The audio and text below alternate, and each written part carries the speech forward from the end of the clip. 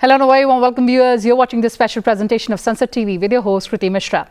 And joining us in the studio is a very special guest, member of Lok Sabha, Mr. Manish Tewari. So welcome to Sansad TV and thank you so much for joining us. Thank you so very much for inviting me. It's a pleasure. So let's begin talking about your parliamentary journey. You're known as a very, very exuberant parliamentarian, known for your articulate stances. Take us through your parliamentary journey, sir. Well, it's been an interesting journey. I joined public life as a student activist way back in 1981. Those days there was no 10+2. So after school, you would straight go to college and you would join something which was called pre-university, which is now class 11th. And so therefore I enrolled as a member of the National Students' Union of India, which is the student wing of the Congress, in 1981. Became the vice president of my college in 1983, and subsequently, simultaneously became the acting president of the college. I was nominated as General Secretary of the Punjab State NSUI just around the time when Punjab was getting into a lot of violent turmoil. And then I served as the National Secretary of the NSUI, the National General Secretary, as the National President of the NSUI, then as the President of the International Union of Students, then as Secretary of the All India Congress Committee, after that the National President of the Indian Youth Congress.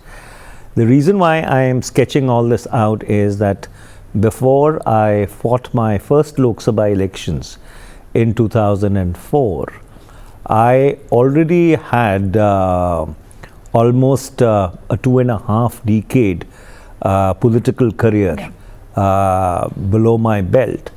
And thus it wasn't a case that Parliament was the starting of my political career.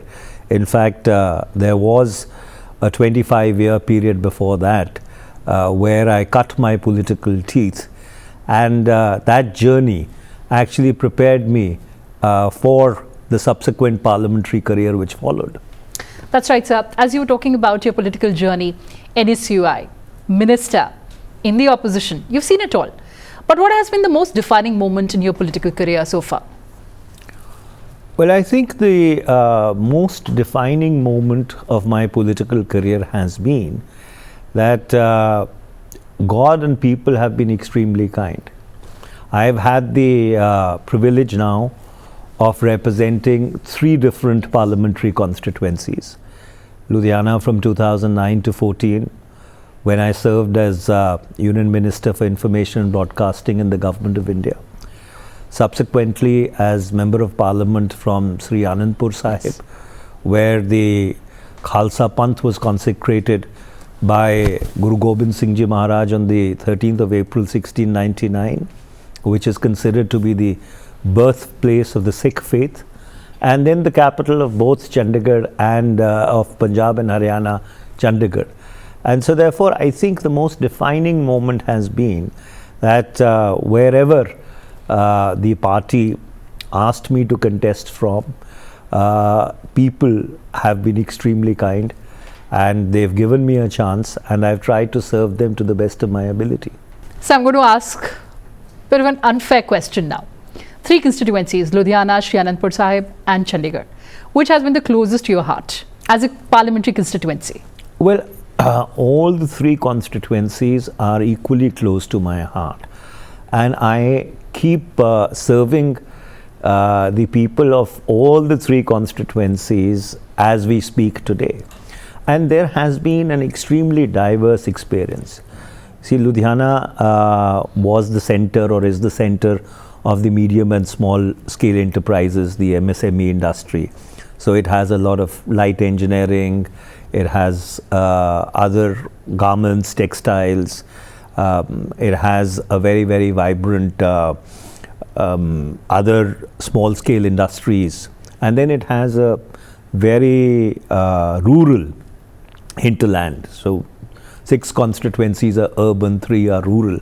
So it was a very diverse experience dealing with multifarious challenges. Anandpur Sahib is completely a rural constituency, 1499 villages, out of which I personally, notwithstanding COVID, visited about 1265 villages over a span of 5 years. It has 13 municipal councils, a municipal corporation in Mohali. And then, of course, Chandigarh is a completely urban constituency and is controlled by the Ministry of Home Affairs. And so, therefore, it is a kind of a bureaucratic, panacea, so as to say, for people who get posted to Chandigarh, because there is no state government which exercises oversight. So Chandigarh is a very, very different experience, and since it is also the capital of both Punjab and Haryana, all the pulls and pressures which go with representing a capital are all there. So yes, all three of these constituencies have been very diverse in their socio-economic, political construct, but it's been a very, very rewarding experience. So as a representative, how are you trying to change the social and economic firmament of Chandigarh? Well, essentially, the governance model of Chandigarh has to be completely re-engineered. See, Chandigarh was never supposed to be a union territory. When the Constitution of India was consecrated, at that point in time, there were certain Part C and Part D states. Yes. And the Part C and Part D states, by the Reorganization Act of 1956, then became union territories. So Chandigarh wasn't one of the original union territories. This was a replacement, a new city which was built to replace Lahore, which was the capital of British Punjab, on the cusp of independence/partition, which we in Punjab do not call Batwara, but we call it Ujada, devastation. So Chandigarh became the capital of that divided Punjab, or East Punjab as it was called. And then the Pepsu states were merged into it in 1956. And then in 1966, there was trifurcation of Punjab. Haryana got formed, and some parts went to Himachal Pradesh, which was then a union territory, and some other parts. Chandigarh became a union territory in its own right as a consequence of the Punjab Reorganization Act, Section 4 of that Act. Yes. Now, this was supposed to be an interim solution till the political question of Chandigarh wasn't settled. So a temporary administrative arrangement was put into place. It's almost been 5 decades since then, 6 decades since then. From 66, we are almost in 2026. But the political question of Chandigarh remains unsettled. And therefore, an administrative arrangement, which was supposed to be ad hoc and transitory in nature, got perpetuated into perpetuity. And so therefore, you have a governance model which is not accountable to the people of Chandigarh. So there are two spheres of governance. Yes. So there is a larger sphere which falls to the remit of the Chandigarh administration, which is directly under the Ministry of Home Affairs. And then there is a municipal corporation, which is a smaller sphere. So you have to fundamentally re-engineer the governance model of Chandigarh in order to make it responsive to the aspirations of the people of Chandigarh. Otherwise, the city will atrophy and die over the next 2 or 3 decades as we speak. So that is my fundamental focus, and that is my fundamental challenge, to re-engineer this governance model so that this city, which was conceived as the ideologically unfettered dream of a modern Indian republic, stepping out of the shadows of British imperialism into a brave new world, can live on. Also the fact, how are you articulating the aspirations of the people of Chandigarh, being their voice on the floor of Parliament? Well, in certain senses of the word, I am a little lucky, right? So large number of the problems that people have are actually in the sphere of municipal corporations, municipal councils. Most of them are day-to-day bread and butter issues. Now, when I was in Punjab, most of these issues actually fell to the remit of the state government. Yes. So obviously you could not raise them on the floor of Parliament. Yes. But in the case of Chandigarh, since it's a union territory, so everything falls to the remit of Parliament. Now that gives me the flexibility, the leverage, and I try and use it to the fullest extent possible to articulate each and every issue of Chandigarh on the floor of the House. And as a consequence of this continuous articulation over the past 16 months, there has been forward movement on a large number of issues which were pending or hanging fire for the last 2.5 decades. The most important one for you? Well, essentially there are 5 big issues which are afflicting Chandigarh as we currently speak. The first is that the Supreme Court, because it wanted to correctly discourage apartmentalization in Chandigarh, which would have led to an increased density of population, gave a judgment. As a consequence of that judgment, or rather an erroneous interpretation of that judgment, the Chandigarh administration banned the share-wise sale of property all across the city. Yeah.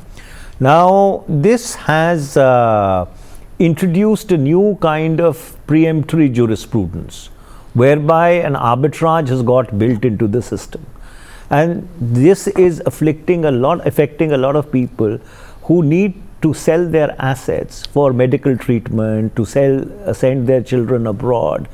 And again, the matter is before the Supreme Court. So my first and foremost concern is that this erroneous interpretation of a Supreme Court judgment, which led to this ban, needs to be revisited, and this needs to be removed. The second big issue is, there are a lot of rehabilitation colonies around Chandigarh. Yes, right? yes. So these rehabilitation colonies were set up essentially to provide a roof for those people who had played a role in the construction of Chandigarh. And these properties are all on leasehold. Right? These people have now been living in them for 4 or 5 decades. So my priority is that they should be given proprietary rights over these properties, so that they can call that roof over their head as their own. The third biggest issue is, when Chandigarh was built, there are 22 villages which gave their land in order to facilitate the construction of Chandigarh. Now, there is a concept called Lal Dora, yes. The red line, yes. which segregates populated areas from agricultural areas. But in the case of Chandigarh, since all these villages were incorporated into the municipal corporation, the revenue concept of a red line has ceased to exist. But for some strange reason, the Chandigarh administration continues to persevere with it. And thereby it denies basic civic facilities to people who live outside this alleged red line or Lal Lakir or Lal Dora, as it is called. The fourth issue is that there is a large number of cooperative group housing societies which has come up on the southern extremity of Chandigarh. Now, this borders Punjab, and there are a large number of small niggling issues which actually require a little application of mind to be resolved, but unfortunately they are not getting resolved. And of course, the fifth very critical issue is with regard to the future of Chandigarh, because since Chandigarh cannot have large manufacturing industry, so how do you really create a fourth industrial revolution infrastructure premised on genomics, robotics, the Internet of Things, artificial intelligence, which can actually power the economy of that city, and not only the economy of that city, but the economy of the region as a whole. And finally, there is this question of a metro, which would connect Panchkula, Chandigarh, Mohali and New Chandigarh, and release the creative energies of the people of the entire, it's not even a tri-city, it's 4 cities now. So therefore, these are the 4 or 5 big things which need to be done for the future of the city. So we do hope that all these issues are addressed. I'll talk about the other aspects as well, but before talking about those aspects, finally talking about your parliamentary experience. You've been part of very, very important parliamentary committees. How has that been, and how do you define that? See, today every institution in this country is under severe stress, and the most stressed are our legislative institutions. Parliament being the primary institution, which is completely and absolutely losing relevance. When the first Parliament met, it met for 135 days. The last Parliament, the one from 2019 to 2024, the 17th Lok Sabha, met for only 55 days. Right? And the current Parliament, as has been the norm now going back 2.5 decades or more, sees more disruption and less work. Exactly. As a consequence, we are becoming a 2-horse democracy, an executive and the judiciary. In states, it is much worse. Assemblies hardly meet for a couple of days. In fact, the total duration that an assembly might meet for would be 20 days in a year, 21 days in a year. And this is really unhealthy. So therefore, the first and foremost thing is that Parliament must work under any and all circumstances. Right. Since Parliament is meeting only for 55 odd days in a year, people have 295 days to do all the political agitations that they want, outside Parliament. Parliament, being a deliberative body, must function in a manner where it just does justice to the 1.4 billion people it ostensibly claims to represent. And their government also needs to be extremely flexible. They need to accommodate the concerns of the opposition, and that is why at one point in time I had suggested to the Speaker that between 6 and 9 in the evening, or between 5 and 8 in the evening, at least on 3 days a week, there should be one 193 discussion in the Lok Sabha and under the corresponding rule in the Rajya Sabha, which is on a subject which has been commonly agreed to by the entire opposition. So in that manner, you can have the question hour, you can have the 0 hour, you can have government business, and you can have the concerns of the opposition also addressed. And this would actually help the smooth and efficacious functioning of Parliament. Otherwise, what has happened as a consequence of these continuous disruptions is that Parliament has become irrelevant to the national debate. Right? People go and discuss things in television studios, things which ideally they should be discussing, or issues that they should be discussing on the floor of their house. And ultimately, as a consequence of the conduct of parliamentarians and legislators across the board and across political parties, you have a situation whereby whether Parliament functions or it doesn't function, it has stopped mattering to the people of this country. Of course. And that is a huge crisis of confidence. And the other thing which has taken conscience, constituency and common sense out of Parliament is the 10th schedule, the anti-defection law. It has not stopped defection. From a retail activity, it became a wholesale activity. Now it has become a mega mart activity. But as a consequence, the contribution of members of Parliament to parliamentary proceedings as a consequence of whip-driven tyranny has become completely marginal. If you look at the Parliament debates before 1985 and look at the parliamentary debates after 1985, especially on legislation, on government legislation, which is the most important function of parliament, you would find a sea of difference. For the simple reason, earlier, MP knew that his vote mattered, and therefore not only with the opposition, within the ranks of the treasury benches, the ministers had to walk the extra mile in order to build a consensus on legislation. Now, of course, it is the subject of a whip-driven tyranny. Some joint secretary in the ministry incubates a legislation, the minister comes out and reads a prepared statement, there is a pro forma debate which takes place, and after that the opposition benches usually vote no, and the treasury benches usually vote yes. A large number of people wouldn't even know the contents of the legislation that they are voting on. These are unfortunately the hard questions which parliamentarians and the leadership of parliament across political parties and even those who occupy constitutional positions are not willing to grapple with. So as you're saying that all sides need to come together and there shouldn't be disruptions, but Parliament should debate, discuss and deliberate. But moving on, for that, opposition certainly has a role, but government has an equal role in providing the space to the opposition so that the concerns of the opposition can also be articulated on the floor of the Parliament. The problem comes when government becomes inflexible and thinks that the only reason why Parliament exists is to pass government bills. But with great respect, that is not the only reason why Parliament exists. We hope there's consensus and we see fruitful discussions and debates. But moving on, sir, talking about your literary works.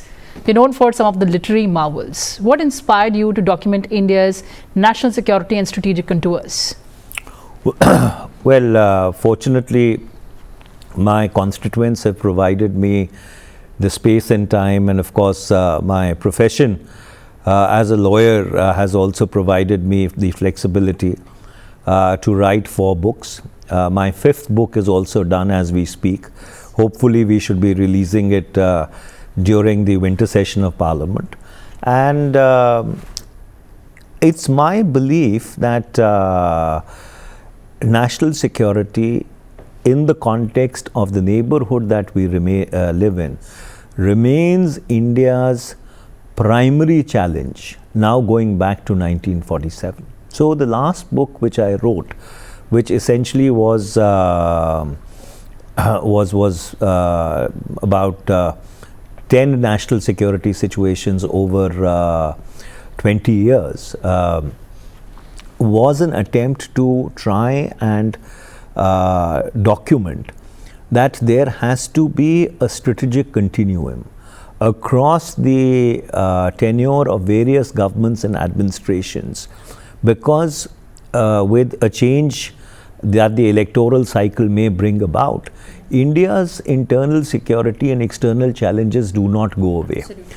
And if there is a break or a reversal of positions and we are not able to stay the course, it only helps our adversaries. And so therefore, on these critical questions of national security and international relations, there has to be and must be a minimum consensus, a kind of a consensus that we achieved in 1991 when we initiated economic liberalization and started restructuring the Indian economy, which has now held the field for almost 4 decades, right, across the tenure of different governments. So similarly on national security and international relations, this multi-partisan consensus is very essential, is very imperative, especially given the fact that as we speak today, the world is in a complete churn. The old order has collapsed, the global order which emerged after the Second World War, and a new order is yet to take shape. And as I often say, we are in the age of monsters, and India needs to be very careful how it navigates and negotiates the next couple of years and decades of its journey as a nation state. Absolutely, sir. Very, very legit point. And before we end this conversation, lawyer, politician, writer, treading all the paths very, very meticulously. What is your message to all the budding politicians or youngsters who look up to you? Do not enter politics till the time you do not have an independent profession. You do not have the means to stand on your feet, because the era of whole-time politicians is over. It is an era of specialization. It's an era of a value addition that you must make if you come into public service. And that is what really the younger generations are now expect out of their politicians. So therefore, for anybody who wants to come into public service, first and foremost, he must economically stand on his own 2 feet, make a place for himself in his or her profession where he or she are respected, and then there is enough time to come and contribute to both the nation and the world that we live in whatever capacity someone who has an interest in this particular field desires. That's a very, very pragmatic suggestion, sir. I hope all those budding politicians are listening to that.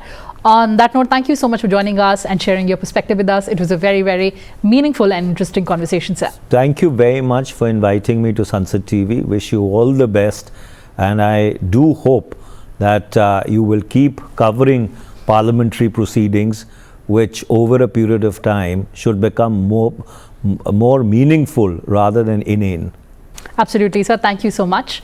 Thanks for joining us. Thank you. Well, viewers, that's all we had for you in this edition. Thanks for watching and stay tuned to Sansad TV. Goodbye for now from my side.